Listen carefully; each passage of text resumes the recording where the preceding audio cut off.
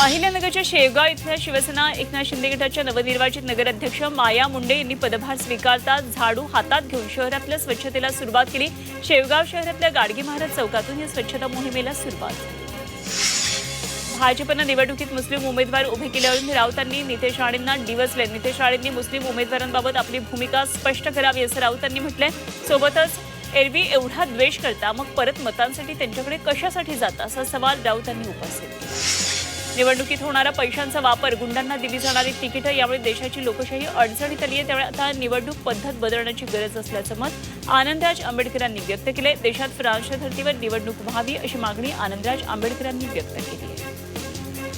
मुख्यमंत्री देवेंद्र फडणवीस यांनी 2022च्या सत्तांतराची inside story सांगितली। दिवंगत आमदार लक्ष्मण जगतापांच्या आठवणींना उजाळ देताना त्यांनी यावेळी नेमकं काय घडलं ते सांगितलं। विधान परिषद निवडणुकीमध्ये सत्तांतराची बीजं रोवली होती। निवडणुकीनंतर 15 दिवसात सत्ता बदल झाला असं फडणवीसांनी सांगितलं।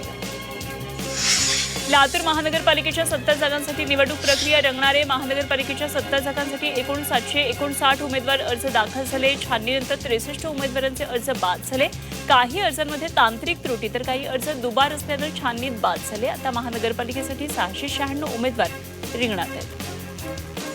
धुळे महापालिका निवडणुकीत एमआयएममध्ये नाराजी नाट्य पाहायला मिळालं। धुळ्यात एमआयएमच्या कार्यकर्त्यांनी इम्तियाज जलील यांच्या प्रतिमेला जोडे मारून निषेध व्यक्त केला। पैशांसाठी उमेदवारी डावलल्याचा आरोप करत कार्यकर्त्यांनी आरोप केलाय। निष्ठावंत कार्यकर्त्यांना डावललं गेल्याची भावना यावेळी व्यक्त करण्यात आली।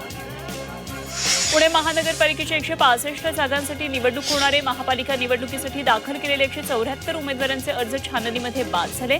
यावेळी 2703 उमेदवारांचे अर्ज वैध ठरले। कोल्हापूर महानगरपालिकेच्या 81 जागांसाठी निवडणूक होणार आहे। महानगरपालिकेसाठी दाखल झालेल्या अर्जापैकी 21 उमेदवारांचे अर्ज छाननीत बाद झाले। 799 उमेदवारांचे अर्ज वैध ठरलेत। आता अर्ज माघारीनंतर लढतीचं चित्र स्पष्ट होणार आहे। अकोला महानगरपालिका निवडणुकीसाठी दाखल करण्यात आलेल्या उमेदवारी अर्जाची छाननी पार पडली। या प्रक्रियेमध्ये 777 अर्जांपैकी 719 अर्ज हे वैध ठरलेत आणि विविध तांत्रिक कारणांमुळे 58 उमेदवारी अर्ज अवैध घोषित केलेत। आणि विशेष म्हणजे या अर्ज छाननी प्रक्रियेमध्ये विविध कारणांमुळे सर्वाधिक फटका शिवसेना एकनाथ शिंदे यांच्या पक्षातल्या उमेदवारांना बसलाय। मालेगाव महानगरपालिकेच्या 84 जागांसाठी 807 उमेदवारांनी अर्ज दाखल केले। अर्जाच्या छाननीनंतर आता 93 उमेदवारांचे अर्ज अवैध ठरवण्यात आले आणि 714 उमेदवारांचे अर्ज वैध आहेत। त्या माघारीनंतर निवडणुकांचं अंतिम चित्र स्पष्ट होईल। इचलकरंजी महानगरपालिकेसाठी 456 उमेदवारांचे अर्ज दाखल झाले। छाननीनंतर 11 उमेदवारांचे अर्ज अवैध ठरले। आता उर्वरित बंडखोरांसह उमेदवारी माघारी कसं घेणार याकडे महायुती आणि शिवशाहू विकास आघाडीचं लक्ष लागलं। परभणी महानगरपालिकेच्या 65 जागांसाठी 608 उमेदवारी अर्ज दाखल झाले आणि छाननीनंतर 21 उमेदवारांचे अर्ज अवैध ठरले। आता पुढच्या 2 दिवसात किती जण उमेदवारी अर्ज मागे घेतात यावरून मनपाच्या निवडणुकीचं हे चित्र स्पष्ट होणार। जालना महानगरपालिकेसाठी 1260 उमेदवारांचे अर्ज प्राप्त झाले। अर्जाची छाननी झाल्यानंतर 26 उमेदवारांचे अर्ज बाद झाले। आता एकूण 1234 उमेदवारांचे अर्ज वैध ठरलेत आणि 2 जानेवारीनंतर यातले किती जण माघार घेतात, किती जण निवडणूक रिंगणात आहेत हे स्पष्ट होईल। 2 जानेवारीनंतर प्रचाराला वेग येणार आहे। संभाजीनगरमध्ये तब्बल 3000 कोटींच्या मेगा रोड डेव्हलपमेंट प्लॅन आकाराला येतो। या आराखड्यामध्ये शहरातल्या प्रमुख रस्ते, चौक, उड्डाणपूल, भुयारी मार्ग आणि वाहतूक नियोजनाचा संपूर्ण फेरविचार करण्यात आला। यासाठी एक खासगी संस्था डीपीआर करते। डीपीआर तयार झाला की तो शासनाकडे सादर करणार असल्याची माहिती आयुक्तांनी दिली आहे।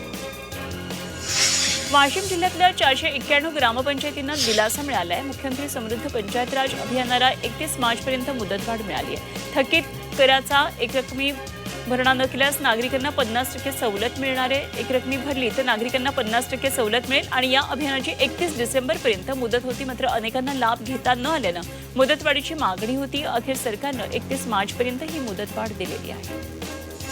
अमरावती महानगरपालिकेच्या निवडणूक कर्तव्यामध्ये कर्मचाऱ्यांना दिरंगाई भोवली आहे। तब्बल 541 कर्मचाऱ्यांना आयुक्तांनी कारणे दाखवा नोटीस बजावली आहे। प्रशिक्षण आणि कर्तव्यास गैरहजर राहिल्यानं कारवाईचे संकेत दिलेत। यापुढे असा हलगर्जीपणा सहन करणार नाही असा थेट इशारा आयुक्तांनी दिला।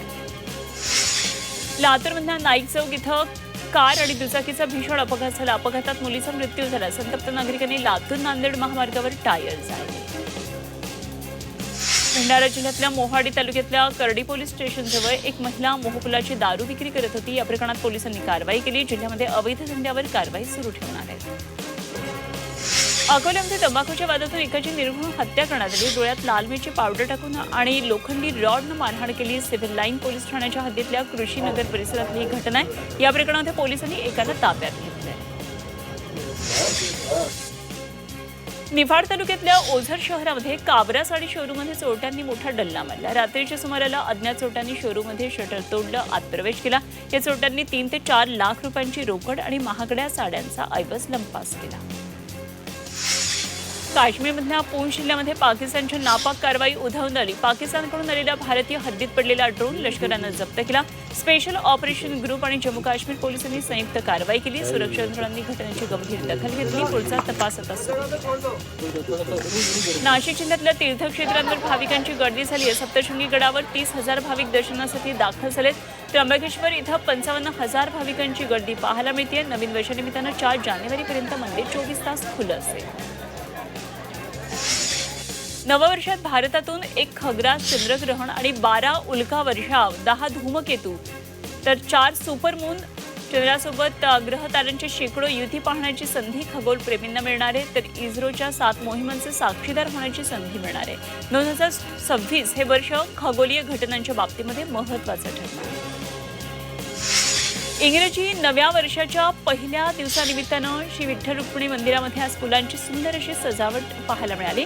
आळंदीमध्ये भाविक प्रदीप सिंग ठाकूर आणि त्यांच्या कुटुंबियांनी सजावट केली. नववर्षाच्या निमित्तानं भाविकांनी मोठी गर्दी दर्शनासाठी केली. नवीन वर्षाच्या पहिल्या दिवशी टिटवाळ्यामध्ये गणपती मंदिरात भाविकांनी बाप्पाच्या दर्शनासाठी गर्दी केली. यावेळी टिटवाळ्यातल्या विठ्ठल रुक्मिणी मंदिरामध्ये भाविकांनी गर्दी केली. साई मंदिर परिसरामध्ये नवीन वर्षाच्या निमित्तानं जल्लोष साजरा करण्यात आला. शिर्डी साई भक्तांनी गजबजली. साईंच्या गजरानं शिर्डी दुमदुमून गेली.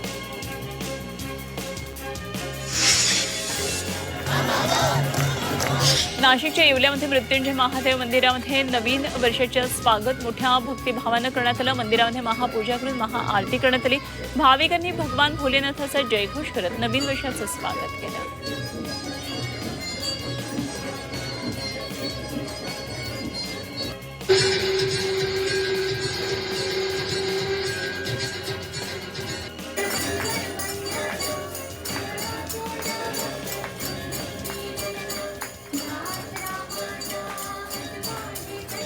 गावोगावी 24 तास. को पावर्ड बाय चितळे बंधू. Just get it and eat it. अपार अणुशक्ती फायर प्रोटेक्ट वायर. सुरक्षा जिसपे देश करे भरोसा. गुलाब जाम म्हणजे फक्त किड्स. LIC ऑफ इंडिया, हर पल आपके साथ. कृषीथॉन, कृषी प्रदर्शन नाशिक.